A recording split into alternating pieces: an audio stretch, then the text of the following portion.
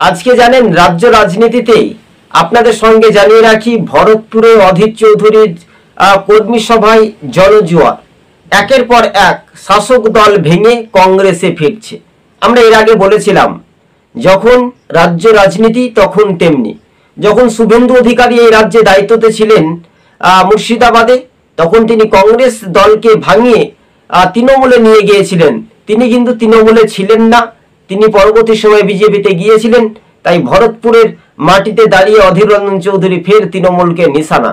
26-এর আগে বড় একটা চমক দেখা যেতে পারে কংগ্রেস শিবিরে, আরো সমর্থক কিন্তু কংগ্রেসে ফিরতে পারে।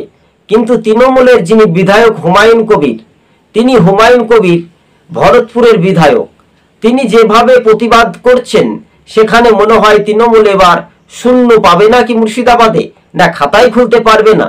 তৃণমূলের গোষ্ঠী দ্বন্দ্বই কিন্তু গোপনে থাকছে।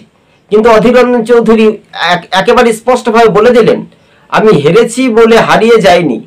সাম্প্রদায়িক দাঙ্গা উস্কানিমূলক যে বিধায়করা বলেছিল সে তৃণমূলের বিধায়ক, তিনি বলেছিলেন যে বিষয়টা আপনারা নিশ্চিন্তে বুঝতে পারছেন। তাই ধর্মীয় মেরুকরণের রাজনীতি দিয়ে অধীর রঞ্জন চৌধুরী লোকসভা ভোটে হেরে যায়। তাই 26-এ আর কোনো পরিযায়ী শ্রমিকরা ভুল করবে না বলে মনে করছেন রাজনৈতিক মহল। তবে এই মুহূর্তের সবচাইতে বড় খবর, বিগ ব্রেকিং নিউজ। দর্শক বন্ধুগণ, সবুজ বঙ্গ নিউজ চ্যানেলটি ভালো লাগলে অবশ্যই সাবস্ক্রাইব করে পাশে থাকবেন। রাজ্য রাজনীতির ময়দানে শাসক দল তৃণমূল কিন্তু এবার ফেঁসে যেতে পারে। তাই তৃণমূলকে মানুষ আর ভোট দেবে না। রাজ্যে শুধু দুর্নীতি আর চুরি আর ছিনতাই হচ্ছে, তাই যেখানেই তৃণমূল সেখানেই সন্ত্রাস হচ্ছে। তামান্নার খুনের ঘটনায় যারা তামান্নাকে খুন করলো বম মেরে, যে দুষ্কৃতীরা ঘুরে বেড়াচ্ছে এখনো বাকিরা অধারা কেন? তৃণমূলকে জবাব দিতে হবে।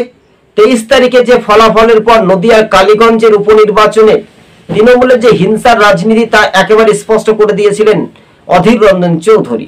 তবে 2026-এর ভোটে কেমন ফ্যাক্টর পড়বে? অধীরগড় মুর্শিদাবাদের মাটি পুনরায় কিন্তু কংগ্রেস ফিরে পেতে পারে। তাই অধীরের হাত ধরেই ঘরের ছেলে ঘরে ফিরছে বহু সংখ্যক মানুষজন। সবুজ বঙ্গ নিউজ চ্যানেলটি ভালো লাগলে অবশ্যই সাবস্ক্রাইব করে পাশে থাকবেন।